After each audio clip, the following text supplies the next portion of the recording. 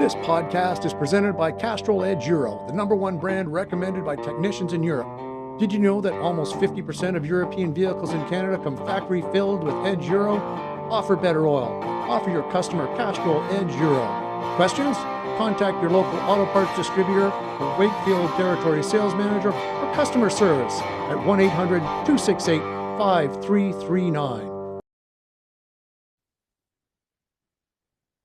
Welcome, everyone, to the podcast. I'm your host, Andrew Ross. It gives me great pleasure to have as my guest today the new CEO and president of the Automotive Industries Association of Canada, AIA Canada, Emily Chung. Welcome to the podcast, Emily. Thanks for having me here. It's good to speak with you. Yeah, no, it's great. It's great to finally connect. Fairly early in the new year. Yep. Right, and a few weeks, kind of on the job, as it were. But I know we have some questions that we're going to get to, but maybe it's best if we just introduce you to folks who haven't had the opportunity to know kind of a little bit about your background and where you come from, because you're, fully 100% from the industry, right? Yeah, there's so a little bit about my background. My father actually has a national warehouse distribution business in the aftermarket. I remember, he started with 10 brake rotor numbers and built it to the business that it is today. Now, of course, this is back in the day when I'm sure people will remember, 10 brake rotor numbers, you covered a lot of the market back then, right? And of course, now there's this whole parts proliferation. We talk about that a lot. But I remember him starting that business, and I remember, and of course, like a good daughter that I was, I worked in the business for a little bit too, right? And I remember just some of the challenges and some of the wins that he had in going through that business. And then I went off to do my own thing, and I worked in corporate for a little bit. Then I came back into his company. While I was on mat leave with his company, I decided to go to trade school and just learn a little bit more about my car. I thought, if I stayed in the industry, then it might help me a little bit to know about the car itself. And then I also became Christian around that time, and I really felt like God was calling me to open up a repair shop. So I decided, okay, by faith, Dad, I'm not coming back to work with you anymore, and I'm gonna open up my repair shop. I'm gonna learn how to fix cars, and you can only imagine what he thought when I said that to him. And I remember he said, okay, and I remember walking out of his office, and then just started the business. So I bootstrapped the business, and I eventually went back to trade school, got my license, then built the business, hired more apprentices, and on and on. So I actually had the business. I had my independent repair shop for 16 years in Markham before I sold it. And that was, I finally sold it in 2025. So that was last year, 1 year ago. And then this Right. opportunity came up. And so, yeah. Yeah, and just for those again, folks, Emily and I have had an opportunity to kind of connect a few times over the years on different things, and I Yeah. can say, without reservation, that she's definitely a solid business leader, and very active in promoting the industry and the trades within this industry. So Thank you. already a really solid base. And although I can't necessarily prove it, because I haven't been around forever, but I believe that Emily might be the first CEO and president of the organization to come from the service provider sector as a Mhm. full-on shop owner, former shop owner. Farmer shopper. We've Yeah. certainly had all kinds, and JF Champagne, who is still kind of in the wings, helping with the transitions. Yeah. He's definitely an excellent association professional, but didn't Yeah. actually come from the aftermarket. So I'm Yeah. really looking forward to this. So with Yeah. all of this as a background, because you come in informed about what's going on in the industry, even though you've been in this role now for just about a month, what do you Mhm. see as the most kind of important initiatives for the industry at large? I think the message of the things that we struggle with is nothing's changed overnight, of course, right? But what I will say is I definitely bring a different perspective because I've walked the walks. And when we talk about labor shortage, yes, I have tried to hire technicians. I have been through the whole cycle of job postings and interviews, and seeing that restriction of people coming into the sector, right? So I've experienced it and lived it, and I think that is in part the difference that I can bring into the association. I have a different experience, right? So of course the labor shortage is definitely still there, right? And perhaps we can go about it at a different way. And so that's still one initiative that, I would like to see the association move on. Right to repair is still ongoing. Now, the team here has done a great job. We've seen advances in some of the different provinces. But yeah, like I can speak to my own challenges and experiences with right to repair as a technician, as a shop owner. And I think, what I'm really loving is that I can bring some of this to the staff that's already here doing the work, and I can kind of give that experience to them as well. And so that's been really, really good to just see how we can work together. So right to repair was one, and also I think going forward, I want to be able to advance on industry issues, right? Which means that we get to collaborate more with our members and stakeholders in the ecosystem. I'm not necessarily solving an issue for one particular brand. I'm Right. solving issues that is going to affect everybody, right? And so having that bigger purpose look to the association for me Sure. is really exciting. Sure, sure. Have you had an opportunity as yet to have any meetings with some of the, senior stakeholders that are part of the association? Because of course the members really will drive, just for those who, don't live and die by, the structure of governance at the association. Yeah. Emily is, as CEO and president, is a full-time staffer there, as distinguished from the chair position, which is Yes. a one-year term drawn from the industry, every year. Currently, of course, Tony Kaczynski from Mr. Yes. Transmission. Um, Yep. uh, so they, obviously the membership and the executive will drive whatever the initiatives are. Have you had Mhm. an opportunity to have some meetings, and how do you feel about how those meetings are going? What's the dynamic looking like? It's good. So yes, of course, my first priority coming in as a staff, right? For this month, I've really been focused on making sure everybody's good with the transition. Things are moving slow. So internally, I want to make sure that we're taken care of there. And I have been having a lot of conversations with different stakeholders, different members as well, and just asking the question of, okay, what is it that brings value to AIA? What is it that they see as industry issues? Again, not specific to their own businesses, but really, really to get people to look further out as to what is affecting us as a whole. So I have been having those conversations as well, and it's been very good. I think a lot of times I feel like we're just talking shop anyways, because like I'm from the industry. So, we kind of just talk, and that was a blessing, I'll tell you, in the interview, and it's quite extensive of an interview. But it really did feel like with the executive committee that I was in the interview with, it really did feel like we were talking about the industry stuff, right? So that was a blessing for me for sure. But yes, I definitely have been speaking with a lot of people and getting their feedback of not just AIA, it's also what they are seeing coming up for them as well.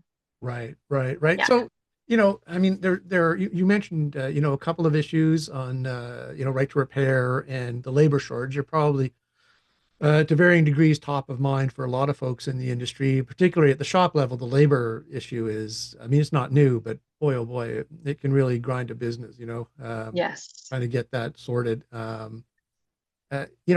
the challenges for the association and things? So a lot of this, you mentioned again, labor, that's a very much in the bay kind of situation. But what are the challenges for the association in being able to address? Yes, it's a large issue, but it really manifests in the bay and the bays across the country. And it's still just Hmm. an association, right? I mean, you don't have enough people to go and hire somebody into a bay, right? Yeah. I'll tell you what, the experience I've had so far is that everybody sort of understands these issues in their own way. And what I'm looking to do this year is to get us in alignment of what do these issues actually mean. So, for example, I know you brought up labor, but I'll give you the example of right to repair and then circle back in on the labor.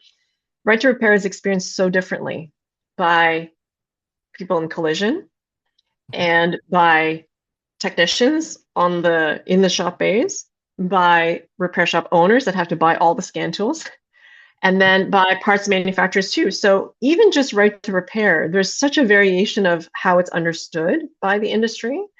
And for me, it's really about bringing us into alignment of, okay, what is the actual core piece of of the right to repair issue, right? And then the other piece is the labor shortage. I really see that as like a right to repair exacerbates the labor shortage, right? Right. Because if I don't have access to information, I can't then train. Therefore, I can't build the pipeline. Therefore, so in part, I'm kind of looking at this almost a bird's eye view of, okay, what are the things that are tying them all together? And is there a way that we can change the conversation, or if we can maybe tie the pieces in better so that people understand exactly what it is that we're trying to do, and give them an opportunity to see, oh, actually, if I move on this, this is going to help this, and sort of, does that make sense? Yeah, for sure. Yeah, So, and I think as you mentioned, these things, they do affect each other.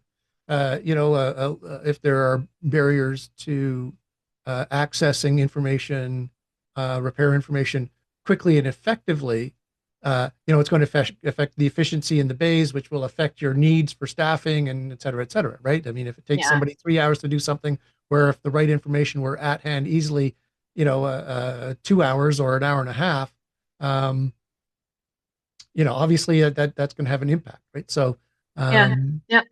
yeah, but being able to You tie asked all too. that stuff together and get everybody singing from the same song sheet is not an easy task. No, it is not. Well, I definitely didn't take this job because I thought it was easy. So, Well, that is good, but um, it sounds like you're able to bring your background and the perspective already, though. I mean, we're like a month in now, and saying, "Oh, what?" yeah. Knowing that in the Bay, this is how this manifests. Yeah, and I will share this piece with you too, is that something that I really think about is, okay, when we talk about member engagement or advocacy or, all of this stuff, sometimes I feel like people are disconnected maybe by the overall right to repair message because they're just not seeing their relevance to it, in that they feel like, well, it's not going to make a difference anyway. But one thing that I've been really just presenting to different trade groups, like shop owner groups, is, okay, here we have an issue where we aren't getting feedback from the shops of how many times they turn away a customer because of right to repair issues, or even just a simple fact of, like, at the shop level, right? I was not tracking how much time I lost just to find information. Right. And what is really crazy to me is, as a business owner, as a shop owner, I'm thinking, well, if I'm not measuring something, how can I possibly move on that, right? And so it's having those honest and real conversations with shop owners, technicians, that, hey, as an association, if I could find a way, and this is really an open question, if I can find a way where the shop could actually track how many times they turned away a car because of right to repair, would they be willing to help us if it meant one or two clicks on their work order? And I think because I have experience of the shop software systems, the different digital, because of my shop, we were doing digital inspections, right? So we were all in that. And there's more than enough tools now for me to be able to say, okay, what if we did this? Could it happen? Would the shops be willing to help us gather this data and info? And I think if we can give them a practical way to say, hey, you can help us with this, Right. that's another way of engaging them as well. So I'm looking forward to exploring more what that might be like. Yeah, that sounds like a lot of more of a significant focus on being able to do some more research into what's going on. Is that something that is important to you, and that you're going to try and drive home in your role there? Right now, I'm trying to figure out, for the longest time, AIA has been seen as like a thought leader, right? I know certainly before, when I was teaching so I taught at Georgian College as well in the aftermarket business school, or not aftermarket, the automotive business school. And we would use the AIA reports from back then, right? So I remember, the research side of things. To me, the research is still important. And I'm wondering, and this is just, I'm only a month in, right? So if we talk again in 5 months, don't hold me to this. But I am curious. I am wondering, what does being a thought leader look like now in 2026? And so, do we do the same amount of research? Should we do a different type of research? I fully am aware that it's going to be part of what we do. But the question is, okay, well, what does it look like going forward? Does Right. that make sense? Yeah, yeah, for sure. Yeah, I mean, is it the right? Are we getting the right data to move the industry forward, or is it? We used to talk about it as the nice to know versus the need to know, right? And Hmm. there's certainly a lot of data and some really great reports. I find personally that, like, the consumer behavior series always has really interesting insights. Um, I'm not sure everybody comes to the same conclusion on what those insights are, which is an entire other issue. Um, Yes. uh, Yes. but I do find that certainly anything that's going to help us understand what's going on in the industry, particularly because of the makeup of the AI of AIA Canada being manufacturing and distribution heavy, shall we say, uh, Hmm. having more insights of what's happening at the ground level, at the level of the bays, is really going to help inform, the right policy positions for everybody sitting around the executive table, right? Yeah, and I'm going to be very honest with you to say that, there is this sort of feeling, I guess, of, oh, well, if we don't have the technicians to fix the cars, and, it's not sustainable. If we don't have the parts available, then we can't, then the technicians can't fix the cars.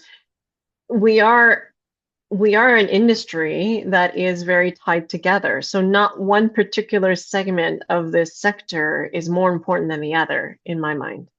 And I mean, that's just like at the shop level where you have a technician that says, oh, well, if I don't fix the car, then, they can't make money. But the service advisor says, well, if I can't sell the job, then the technician's not getting work, right? So you Yeah, kind of have this, like, not infighting, but this tension, right? And for me, I see some of that in our industry, and I think it's time to just say, no, like, everybody is contributing into this entire sector, right? And right, so when it comes to information, to your point, how do we give data that is relevant, that is meaningful? Because we can collect data on any number of things, right? And so, but how do we utilize it to make it more meaningful for the different levels of the sector? right, right. Yeah, makes a lot of sense. And as you say, it is. I mean, it's an ecosystem, right? Yeah, yeah, Everything is tied together, and if any part of it isn't, uh, you know, firing on all cylinders, to steal another old-fashioned uh, yes,